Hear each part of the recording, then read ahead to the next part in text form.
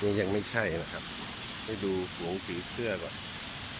ผีเสื้อหลากสีนะตัวเล็กตัวน้อยสีเหลืองสีขาว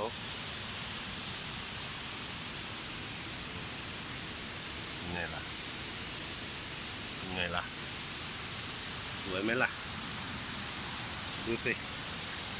นะนี่คือธรรมชาติแล้วก็เราก็เดินมาถึงจุดพักอีกจุดหนึ่งก็เสียงสู้แต่ยังไม่ใช่ที่เราสู้ของแท้นะอันนี้ก็เป็นแค่จุดพักจุดที่สองที่เป็นแก่งเนาะก็ชมธรรมชาติสวยงามตามท้องเรื่องนะครับโอเค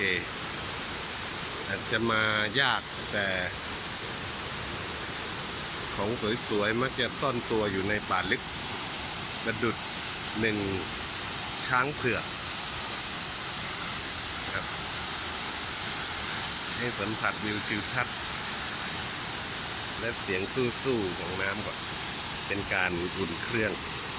โอเคเดี๋ยวเราไปต่อ